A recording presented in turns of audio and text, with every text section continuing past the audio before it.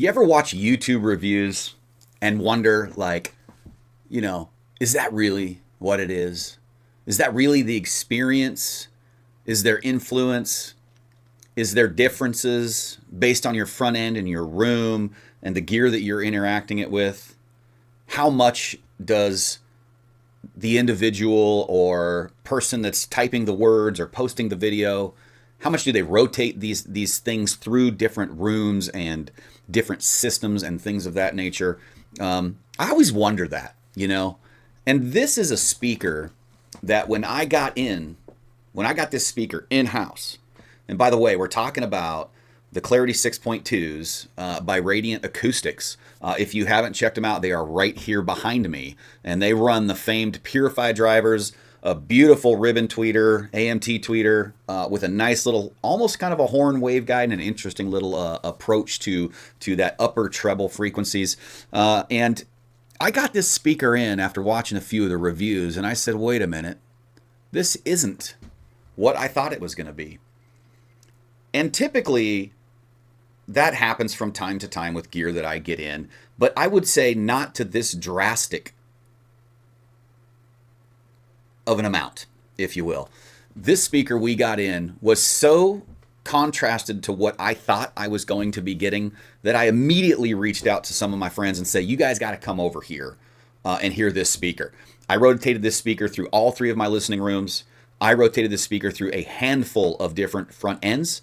And then I also, just because I really, really wanted to make sure for you guys, I gave this speaker out to probably 3 or 4 of our kind of crew that we have going on here in the Puget Sound area to embed in their systems and give feedback that I can then bring you kind of a complete picture of this speaker. So that's what you get here at ABX Audiophiles. That's what we're going to give you today. And we're going to be talking about these speakers. But first, let's take a look at them because they are a really, really cool design and they look really neat. Let's take a look at them. I'll throw some photos. We'll come back. We'll talk about the speaker a little bit. And we will get you guys out of here, man. Get you back on your Friday or Saturday whenever you're watching this review. Yeah, really cool speaker. I had a lot of fun with these guys. Yeah, let's take a look.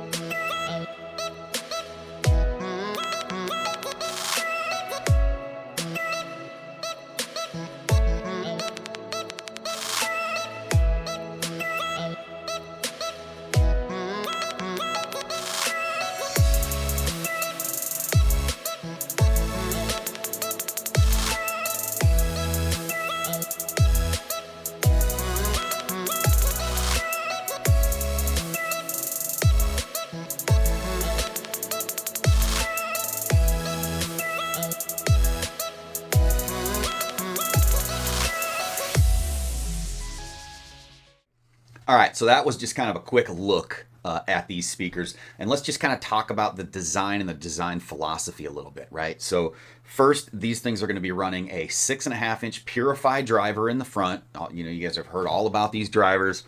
So they run that in the front. And then if you saw on the sides, there is the same speaker.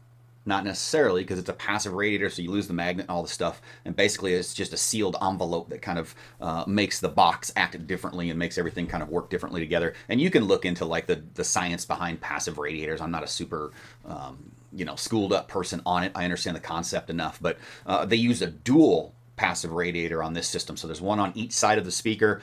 It is a sealed enclosure. So basically you've got 3 Purify drivers, one of them being the main driver in the front, and then the 2 on the sides are just passive radiators. So that being said, they use a AMT tweeter in the front behind kind of this like special looking waveguide. It almost looks like a horn. It's kind of deep. It recesses back into the enclosure quite a bit. And it's a really interesting waveguide. And if you want to read all about that technology, it shows it on their website. They talk about it a lot there. The other thing, if you noticed on the back, there's no 5-way binding posts. These are just straight up barrel connectors. So you plug your banana plugs in there. Really high-end crossover parts. If you go to their website, they talk about their crossover. I'm not super high-end crossover parts, but they use a good quality component within their crossovers, a solid design. The other thing that they do, which is really cool because this kind of harkens back to a speaker that I've reviewed in the past, which is the Platamon by the Mon Acoustics. which runs a completely aluminum box, but the front baffle is like really nice thick aluminum on the Platamons, which really like, I mean, it pushes the resonance and stuff just insanely high. And so they do the same thing on these Clarity 6.2s. They use an aluminum front baffle. So if you look at their website, they talk about, it's got a 21 millimeter MDF cabinet. So it's got your standard box cabinet, but then on the front, they bond a 21 millimeter aluminum CNC machined aluminum baffle to the front of it that mount and house all the drivers and stuff in it like that. So that's really cool technology, man. And I've found the same with kind of the Platamons and as well these speakers. When you have that type of like density and reinforcement to the cabinet, it just seems to bring a really, really clean presentation to the stage, and that is what I found with the Clarity 6.2s. Was they are just super, super clean. So that's kind of the design. And if you want to dive into some of the deeper stuff, I got their website up here. If you want to dive into it a little bit deeper, their website is pretty thorough, and it does give you a lot of the, you know, what I would call marketing kind of rundown of some stuff, but they give you all the specifications and everything like that. You can get into that. They are a little bit harder to drive. And if you look at their website, they list them out. Their frequency range is 35 hertz to 20 hertz. I would say that's conservative. These things dig deep. In this room, these things dig deep. I had a guy over here the other day, Ben. He's new to our Discord, and I sat him in this room right here. And I played these behind me on the Pass Labs Integrated 60, about a $10,000 integrated amplifier. And we were using the Atoll SDA200 streamer DAC, about a $5,500 streamer DAC. So no shortage of amazing front end on these things. And we put these on, and he looked at me and he goes, "That's no sub?" And that was like all I needed to know, you know. But so anyways, they're claiming 35 hertz to 20 kilohertz. That's probably right. I mean, they're probably solid down to there, but I felt like, without looking at specs, I felt like that bass was a little bit more boosted up a little bit there. They do definitely have a little bit of a bass shelf on them. You know, that 6.5-inch driver and those passive radiators, man, it gives you some really nice full bass. So much so that even in my large room downstairs, it was kind of letting that shine through. 82 dB sensitive at 4 ohms, 85 dB at 8 ohms. So these things like power, man. I'm telling you guys, when you feed these things some juice, I'm talking 250 watt PS audio, you know, mono blocks, and just, I mean, when you put some juice behind these things, man, the more power you give these, they just scale. They never get obtrusive. They never get fatiguing. They never get off the charts. They never start to let go or get, you know, they will take whatever you give them as much as you can give them. It's absolutely insane. But yeah, they want some power. But, you know, we ran them with some, some lower wattage Class A stuff. We ran them with, you know, some 100-watt amps. I mean, it's not like you have to have, you know, something like the Class A Delta stereo that's, you know, ultra high current and just an insane monster for an amplifier. But the more you can give them, the happier they get. Or not the happier they get. I guess they kind of retain all the way through. But it's just interesting that you can push them so hard and drive them so freaking loud, and they just maintain their composure.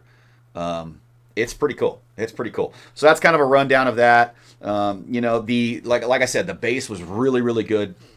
Mid-range, I think it was really good mid-range. The mid-range to me, however they blended that AMT and that horn and that purify driver and tuned that baffle, and then with the aluminum baffle on the front, the clarity, once you get up into the mid-range, was really, really impressive. It was so black. The background was so quiet. There was just nothing. It was almost as if you set these speakers up and the sound just rips out of the canvas and just appears before you and then fades back into it with just intense layering and separation. They're an absolutely nimble speaker, super quick. The mid-range is rich, well-balanced. I wouldn't say this is a mid-range forward speaker. This is not something that focuses on kind of that vocal and that texture range. It just balances really nicely. Like we talked about the bass before, I would say if you measured these, you probably got a little bit of a bass boost on them. So most of you are going to like these speakers. The bass is quick, textured, tight, clean. I didn't get any bloat, any boominess. I think that comes from kind of the sealed cabinet. So they kind of push that bass a little bit, but because of the passive radiators and the sealed cabinet, it kind of maintains its composure.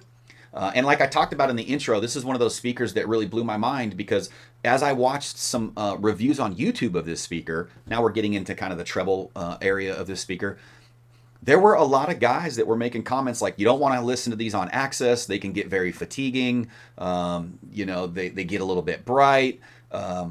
You know, you're going to want to watch your front end on these things and not put anything with them that's kind of too forward. They can get a little bit edgy. And so I was really prepared. And that's kind of one of the things that really drew me to this speaker, is because I've been kind of going through a phase where I want to experience kind of more bright and forward and edgy stuff. And so I was excited to get these in, because I was like, oh man, I'm just gonna get that freaking tweeter, that AMT, and I love AMT tweeters, and I'm gonna get this thing in, and it's just gonna be like, let's go and see how far we can push it.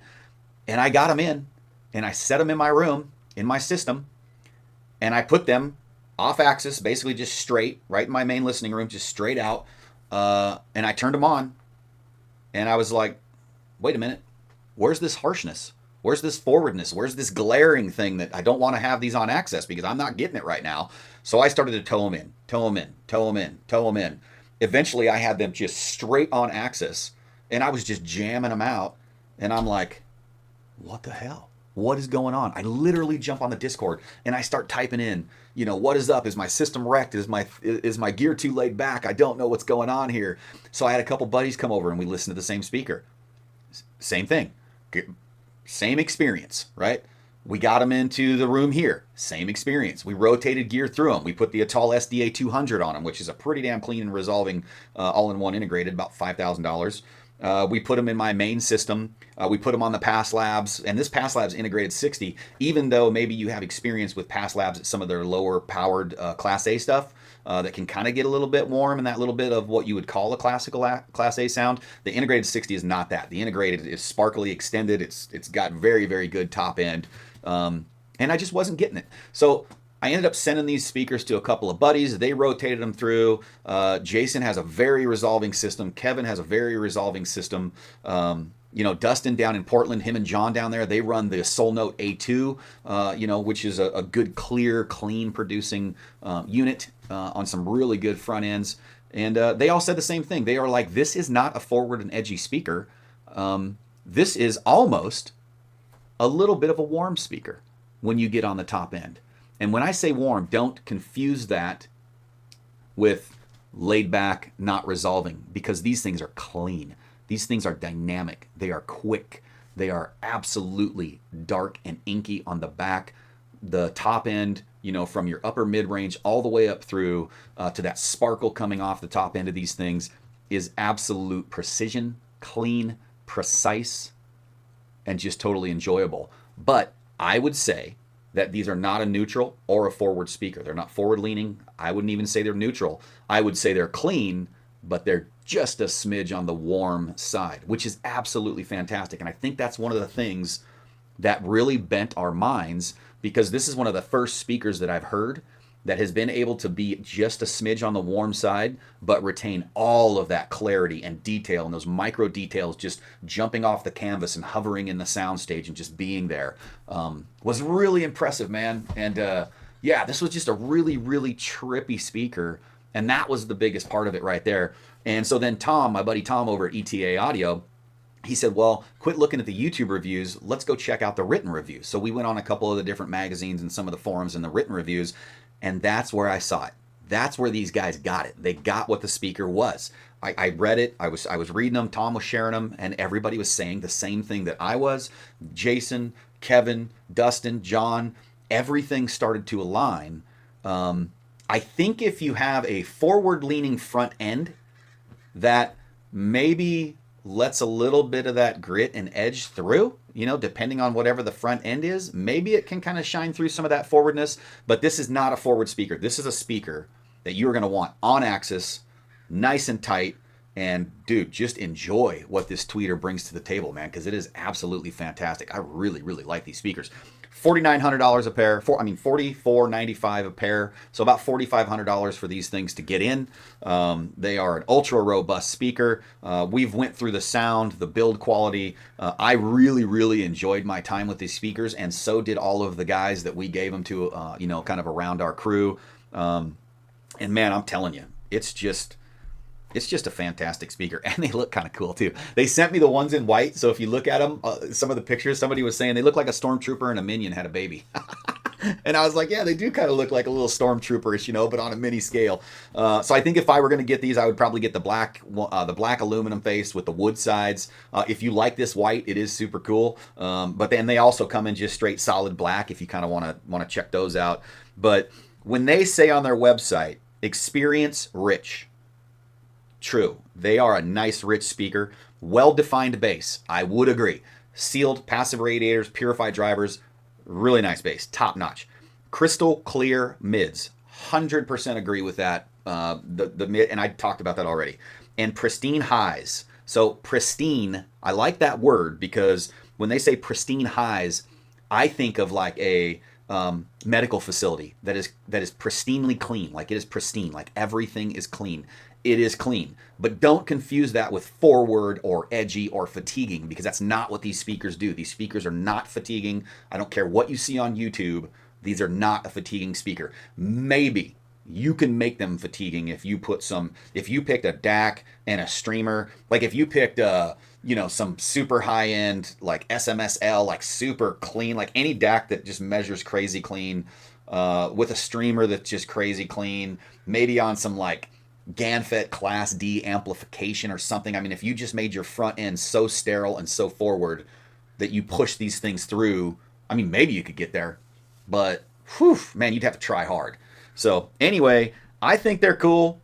I would love to keep these. I don't think they're going to donate them to us to raffle. It's a pretty expensive speaker. But so at the end of the day, what's the wrap up on them? Super cool cabinets, sealed system, great bass, very nice mid-range, pristine high-end, top-end. They need a lot of power, or they don't need a lot of power, but they like a lot of power. So the more you can push these, the better. 4,500 a pair, and that's about it, man. I hope you guys enjoyed this review and my experience in our cruise experience of the Clarity 6.2s by Radiant Acoustics. Absolutely good speaker, well worth the money. I think personally this is going to be a speaker that lasts you the lifetime. I mean, the design and build of this thing are absolutely top notch. Everything feels clean. The lines look good. The craftsmanship is there. Really, really good speaker. So check out these guys if you're looking for something that kind of fits that bill that I'm talking about.